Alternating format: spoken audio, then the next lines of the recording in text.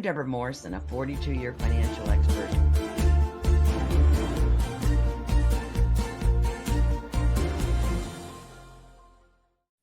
Welcome to the We Can Do It Women movement, where women 50 and wiser step into the spotlight and make the rest of their lives the best of their lives. I'm your host, Deborah Morrison, a wealth building expert who has championed financial empowerment for extraordinary women just like you. Yeah, for over 47 years, I've helped women secure their financial futures, and now I'm on a mission to ignite a revolution showing the world that at 50, 60, 70, and beyond, some of us might be a nickel slower, yet we are all just getting started. And our esteemed guest today comes to us from Devon, England, Tabin Allman. Tabin is a certified alcohol freedom coach on a mission to reduce the harm and unhappiness caused by alcohol. She's also an Amazon bestseller of Bottling Up Trouble, How Alcohol is Harming Your Business and What to Do About It, a book shortlisted for Business Book of the Year. Tabin, we're so delighted to have you. Welcome to the show. Oh, thank you so much. It's a real pleasure to be here. Indeed. So let's get right into it because I know that our people will be interested in the breadth of your wisdom. And you had started earlier in your career with a drinking habit, which caused some complete havoc as you worked in advertising. Talk to us about that chapter in your life and what that entailed. Yeah, I mean, like I said, I was a enthusiastic social drinker. I would describe myself as through, my late teens and university. Um, I studied French, and that involves spending 1 year in France. And it's completely random where you go. And I landed up working in Cognac, home of Cognac. So, yeah, maybe the die was cast. Who knows? Yes. Um, but I very quickly after I graduated, I landed up working in advertising in the 80s, which was incredibly boozy. And the department I worked in was media planning and buying, where I was effectively the client to all of the media owners. So the media owners wanted me to select their medium for my clients' advertising, and then we would trade, the prices, etc. So, and I planned across all media. So I had poster contractors, TV stations, radio stations, newspaper owners, magazine owners, people that dropped flyers through doors. Every one of those wanted to kind of court me. And I worked on some really big high profile brands. So the media owners loved getting, I mean, I worked on, for example, Apple, Pepsi, Gillette, so big American brands actually. Yeah. And also British Telecom, as it would BT.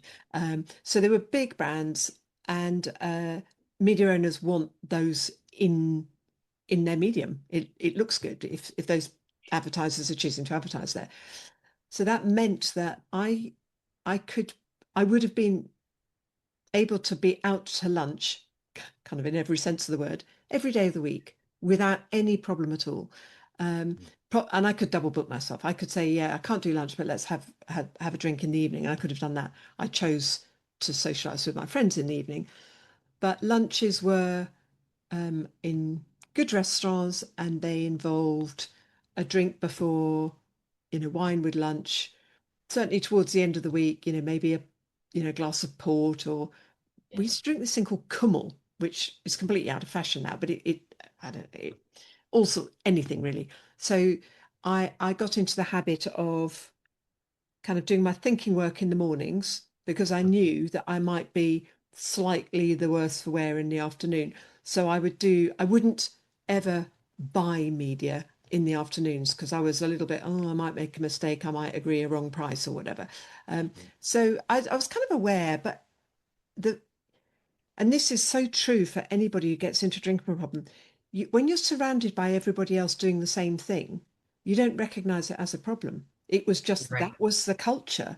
Um, and that carried on and through the 80s and 90s and I occasionally thought maybe I drink a bit too much, but then everybody around me was doing the same thing. And then, I'd got married, had two children. In both pregnancies, zero problem giving up alcohol. The minute even before I thought I might be pregnant, I just thought I'm not going to drink just in case. So I kind of kidded myself. I don't have a problem. I'm able to stop. Um, and then it gradually, the kids were growing up, and we relocated. We moved from London back down here to Devon, where I now live. And so that involved quite a change of lifestyle. Right. I wasn't going into an advertising agency. I didn't have the big high-powered job. I was working, but it wasn't so high profile. Um, Mm. my husband was working abroad a lot, so he would be away for a couple of weeks at a time. I Oh, was at home with two small children tucked up in bed in the evenings, and I just drank. I would just open a bottle of wine and probably finish it.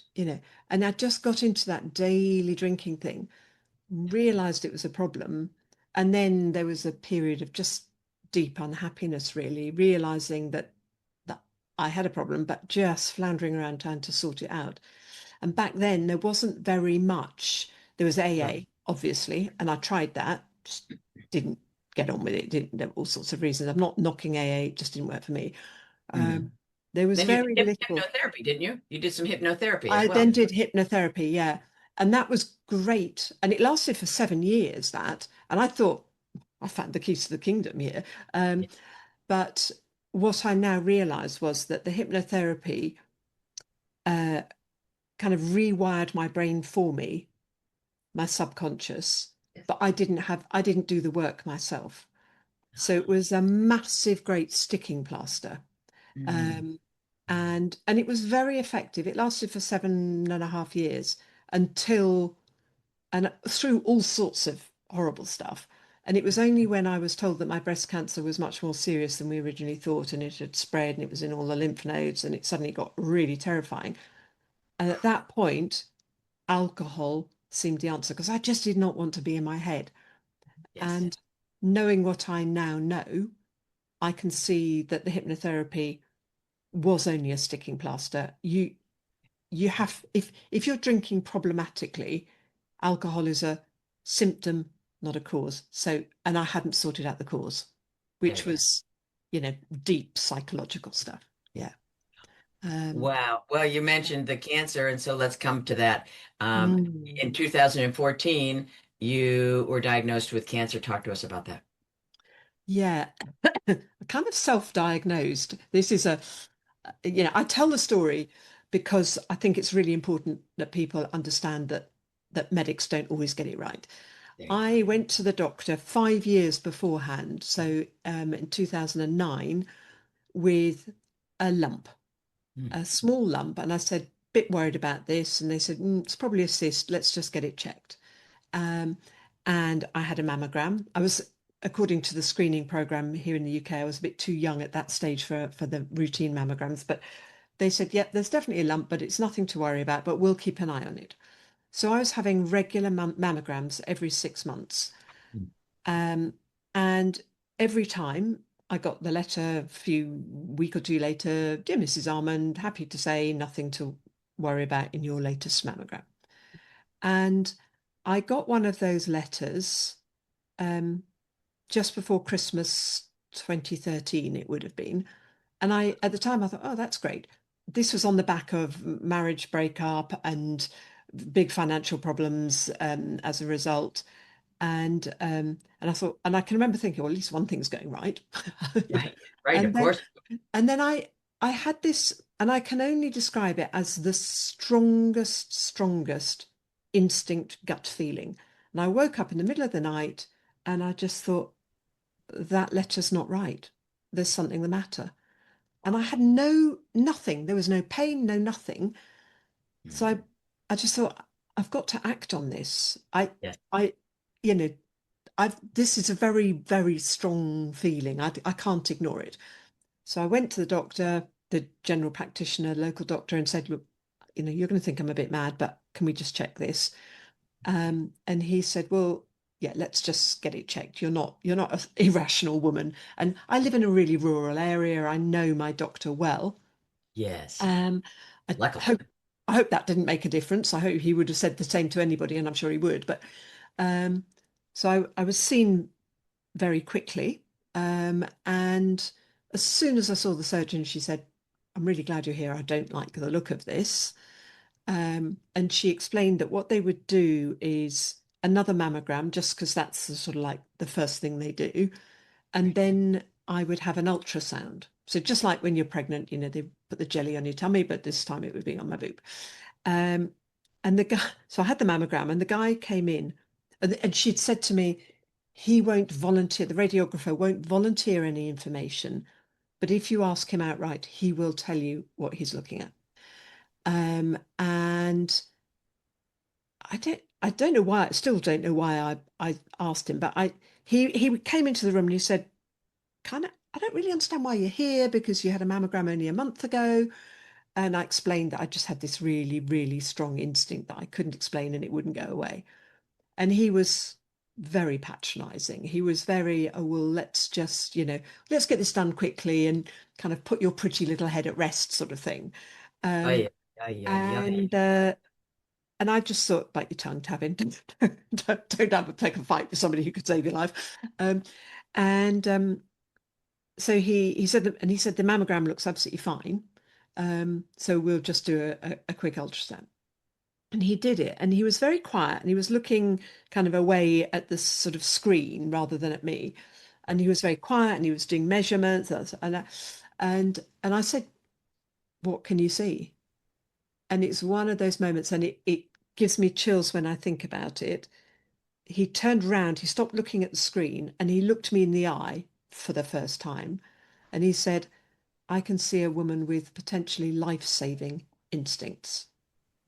And it was like a chills, and it still has that effect on me Of because course. it was, Having an effect on me. I'm just here. yeah. And it was just like a real mix of emotions, partly terror, obviously, a shock, but But also a real sense of pride that I had advocated for myself. Um, and he said, I'll take a biopsy and I'll see you on Friday. That was on a Tuesday. I don't know why I remember that. I'm not the sort of person that of normally course you do. remembers days Of of the course week, you do. but and he said, it is definitely, he gave it a name. He said it is a DCIS, a ductal carcinoma in situ. In other words, it was running along like a milk duct within the breast. He said it looks as though it's 4.5 to 5 centimeters long. When it came out, it was actually 5.5. Um, uh, that's big. It's been growing quietly, but sometimes these things are impossible to see on a mammogram. And he explained that mammograms operate on the density of the breast tissue. Yes, they do. Yes, they do. And if the tumor happens to have the same density, it won't show up. Um, and and so, in fact, now, if that happens to somebody now in the UK, if you've got a lump, they do two things. They do a mammogram and an ultrasound, or maybe a biopsy or whatever. They won't ever rely just on a mammogram if there is cause for the suspicion. But at Yeah. the time when I was being diagnosed, that was not the case. So they've improved the diagnosis tools. Thanks be to Um, God. yeah, exactly. Because when, he said, look, we need to get on with this because, a tumor of that size, we need to find out if it's in the lymph nodes. So it all happened really quickly. Um, I opted for surgery first. I just kind of wanted it gone. I didn't, yeah. And obviously, a tumor of that size, we weren't talking about just a removal, it was a full mastectomy, but um, I was, I much preferred that than the idea that this was continuing to grow in me and we were trying to kill it with chemicals. Um, and so they did the initial surgery and tested the lymph nodes whilst doing that. And when I went back for the sort of how are you getting on, let's, feedback on the operation and lymph nodes, that's when they said, okay, we've tested 7 lymph nodes and it was in all 7 in a really high count. We need to find out where this has spread to. I don't know if that's what they said. That's what I heard, you know. Um, Or and I was back in hospital, I think it was the next day actually, having like MRIs and all sorts. It was the next day because I went home during that appointment, I was there with my daughter, who was then 21, and my brother, because my husband, we'd split up just a Got it. matter of months beforehand. And we got back to the house, and my brother and daughter opened a bottle of wine, as was normal for them. I hadn't been drinking for 7.5 years, but all I could think of was, I do not want to be in my head. This is too frightening. And I said, I'm having a glass. Nobody said anything. I mean, you're not going to sort of say, oh, my daughter wasn't saying, Mum, you haven't drunk for 7.5. Are you sure that's a good idea? She would have got short shrift if she had, I think, You probably. would have, yes, yes, Yeah. yeah. And I drank a load that night. I have no idea how much, but I felt truly dreadful the next day. And of course, I was in a blinking MRI tube, having, you know, where you have to lie, and it's very Completely still. claustrophobic, and you have to keep still. And I was just thinking, I hope I don't throw up. Oh, it was horrible. Um, Oh, Tavin. yeah, Holy, it was grim, and it was frightening. And you know, thinking back to, the sort of the me of 2014, I completely understand why I reacted that way. of course. I was scared witless, and um, I if and I've coached clients who've faced similar situations, and drunk after periods of being alcohol free. So yeah, don't worry. We let's get to the bottom of this. Um, so I had a load more surgery, and then chemo, and then radiotherapy. So I didn't actually start drinking an awful lot straight away, but I do. It's actually on my website.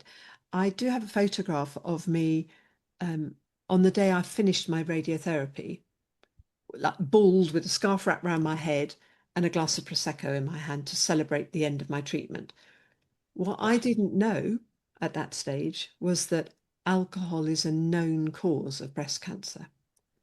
And even when a few weeks after that, I was signed off, as it were, by the surgeon, and you're cancer free. And I remember saying, what do I need to do to stay cancer free? And the advice was, from the people who've been treating me, eat healthily and take exercise. And there was no mention of alcohol. And I didn't know at that stage. And it was only 4 years later, when I'd been doing a course with this Naked Mind to try and sort out my drinking, and get to the bottom of why I couldn't stop on my own. Mm. And I learnt during that course about alcohol being a known cause of not just breast cancer, several others as well. And it was like a what the heck moment, Um, and that's one of the reasons that I tell my story, because far too few people know of the causation there. And in fact, as recently as yesterday, research was published that now says that pancreatic cancer is another one where alcohol is known to increase your risk of getting it.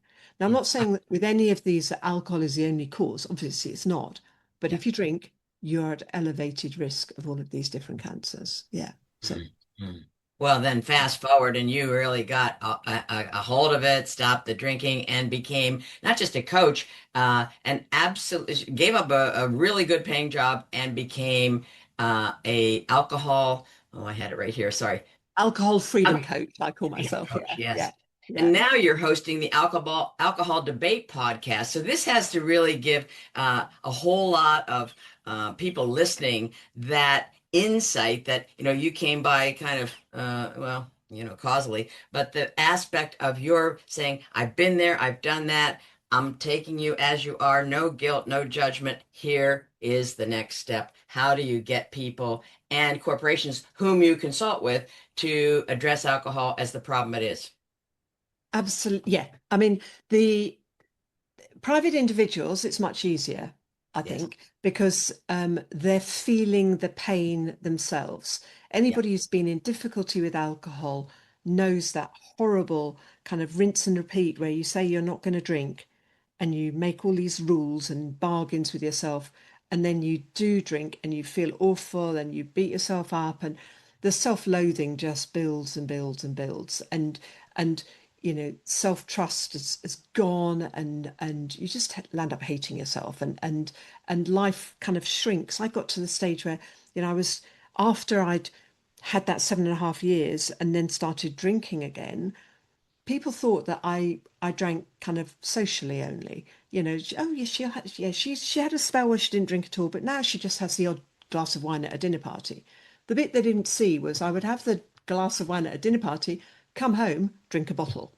And so the shame was huge. There's a sort of stigmatizing thing about drinking on your own. And I was living on my own then. So it was just horrible. And so people people recognize that, um, and it's a really horrible place to be. It's so isolating. You don't even answer the phone if somebody rings because you think they're going to tell that I'm drunk or I'm slurring or whatever. So you get literally cut off, um, Yeah. and that's what was happening to me. Um, and just by sharing a story, you get people say, "Oh yeah, I so relate." I bet there's somebody listening right now. So I'm yeah, sure. that's me. That's me. Yeah. That normalized aspect. And so you have really taken your body awareness to a whole new level. You're a fitness fanatic. Yeah. You finish on the Mm. podium in high rocks events, functional Yeah. fitness. Oh my gosh. Yeah. In a quick sentence, because we're running out of time, tell us about how you really then got into attending to your body. Um, I think that once I was alcohol free and Uh-huh. feeling healthy, I just realized how incredibly lucky I was to get a second chance at life. Um, if I had not listened to that intuition, I would 100% not be here by now. That cancer, I was so lucky. Hmm. And it kind of, so it taught me to not take my body for granted anymore. Um, and and I've just gradually got fitter and stronger and fitter and stronger. And I think there's a little bit of a I call it a bloody minded streak in me. They said, look, we've gone through your pecs a lot with all this surgery. You probably won't be able to get your arm above your shoulder, Yeah. and definitely, things like press ups and stuff like that, you won't be able to do. And I Mhm. just thought, yeah, watch me. So I get a real perverse pleasure out of. I'm not the strongest when it comes to doing a bench press, but I can do it, and I all the other things, and you know I'm old, I'm 66, but I'm taking part in these fitness competitions. I do a lot with my daughter, which is wonderful. And I just love being fitter and stronger than most of my peers, and certainly than I've ever been before. And that gives me a buzz. Yeah. And it's sort of It gives me a yeah. buzz. Well, I'm so proud of your journey. I'm so proud of your listening to your intuition. And if, boy, if we can put an emphasis and a bold on that, I want to do it as you have done it so eloquently. I'm sure our people will want to explore your story and the book and its contents and you further. How can they best reach you? The easiest way to reach me is through my website. My business is called Wine to Water Coaching. I do have a separate site for the corporate side of the work I do, but you can get to that through Wine to Water Coaching. So that's the easiest thing. Wine to Water. So just think of the Bible story and flip it, because for me that was the real miracle. So yeah, Amazing. Oh, it's been such a treat and to have it. The time has flown by as I hasn't it? suspected Yeah. it would.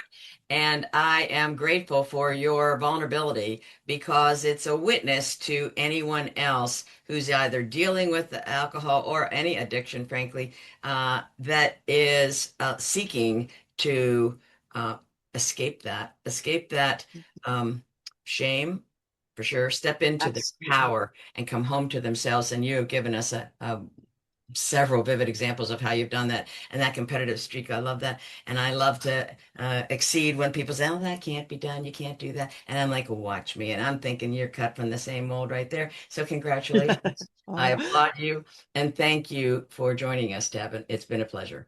I've loved it. Thank you so much, Deborah. Indeed. And thank you, viewers, for joining us on the We Can Do It Women show. Remember, I see you. I value you. And your greatest chapter is just beginning. And if today's episode sparks something in you, I invite you to join our We Can Do It Women Facebook group where there's a camaraderie of like-minded women stepping into their next calling. What's your next calling? How can we support you? We'd love to partner with you. And until next time, this is Deborah Morrison reminding you it's never too late to shine. Good day.